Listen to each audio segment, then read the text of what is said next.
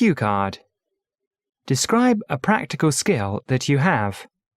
You should say what this skill is, how you learned it, when you use this skill, and explain how this skill is useful to you. Well, one skill that I have is playing the guitar. I learned it when I was young. I learned how to play because I had many friends that played the guitar, and when they played and sang, I knew I just had to learn. At first it was a little difficult because, to be quite frank, I really didn't see myself as someone who was musically inclined. I had to tell myself that I could do it, and little by little, a note here and a chord there, I managed to pick it up.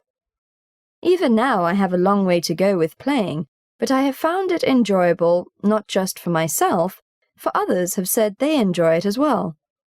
I have had a few guitars, and although there are different styles and qualities, to me it seems that as long as they have strings on them and you can tune them, they are fine. I use the guitar to cheer myself up when I'm feeling a little down, and also use it to teach songs to others. I have never made money teaching guitar, but I have made a little money playing and singing.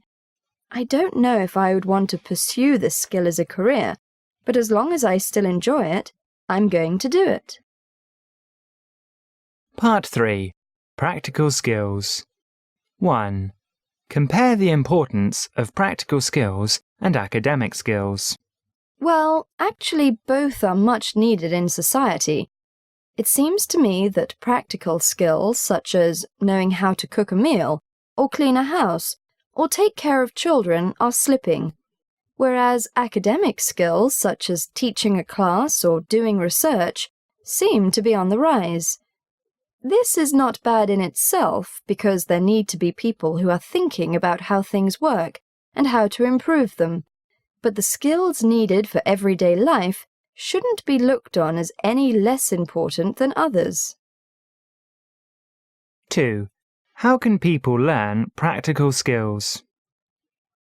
A lot of these skills can be learned at home with their mother and father and family.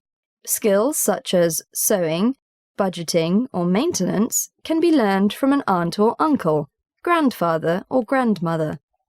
If more difficult trades want to be learned, such as plumber or electrician or mason, there are vocational schools that could teach those. The main thing to learning a skill is the motivation that is involved. Children and practical skills. 3. What practical skills do children learn at school in China? I'm afraid there are not many. Academics are stressed so highly in schools that they seem to overshadow practical skills. I suppose students probably learn to listen to their teacher and how to behave and sit for long periods at a time and apply themselves. They also have to learn how to interact amongst themselves in a satisfactory way. They have to learn how to get up on time and be at their school, which teaches them responsibility. I guess it would help to define what practical skills we're talking about. 4. Do you think children should learn some practical skills at school?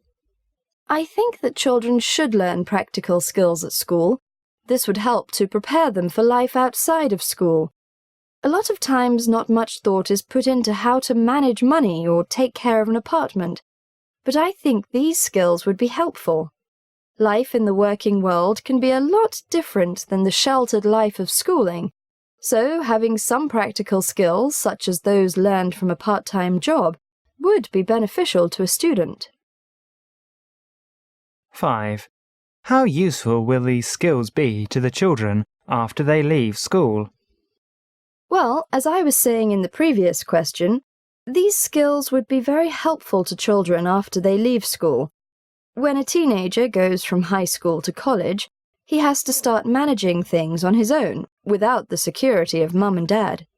Even more so when a young adult graduates from college or university, he would also be very grateful to have some practical knowledge on how to survive in the working world. Adult education. 6. Do you think it's useful for adults to attend classes to further their education? Sure, why not? If it is something that they find useful in their lives and something that they enjoy. Learning is lifelong, and I don't know if it has to stop in old age. Now I know that a lot of times these adults are looked upon as teachers, but if they feel so inclined, why not attend a class to further their education? If they are not able to keep up with the young students, then this would be a detriment. But if there are no disruptions, why not? 7. What kinds of courses exist in China for adults? There are wonderful exercise classes that are available for adults in China. I don't know if you have seen large groups of older women on the streets performing with various percussion instruments, but these are classes that help them to work together and perform for audiences. There are dancing classes available. There are even English classes available for senior citizens in China. There are Tai Chi classes also available to seniors here. As time goes on and the country develops, there will be more classes that will be available for seniors. 8. What are some reasons why adults might attend classes? Well, I guess one of the main ones is that they're working and they need to keep up with the latest technology that will help them stay abreast of the latest in their fields.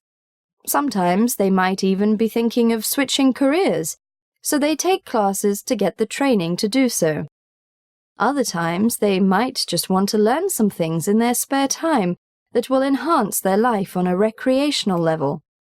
Other times their bosses might want them to learn some special skill for the good of the company. 9. Who do you think should pay for adult education? The government, the student, or the company? If it is a work-related course. Again, it depends on the course and why they are taking it. If it is for personal gain or gratification, then of course students should be responsible to pay for it. If the government is offering a course and adults are interested in it, then it is already paid for. If it is going to move the company ahead and bring financial results, then of course the company should pay for it. Now, if the company can't pay for it, and it interests the individual, then it is up to him to get the money together to attend the class.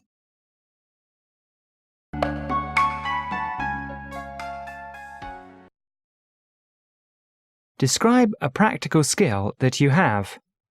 You should say what this skill is, how you learned it, when you use this skill, and explain how this skill is useful to you. 1. Compare the importance of practical skills and academic skills. 2. How can people learn practical skills? 3. What practical skills do children learn at school in China? 4. Do you think children should learn some practical skills at school?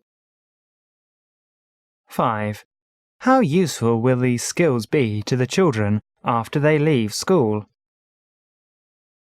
6. Do you think it's useful for adults to attend classes to further their education? 7. What kinds of courses exist in China for adults?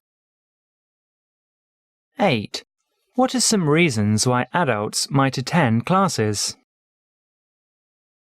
9. Who do you think should pay for adult education? The government, the student, or the company?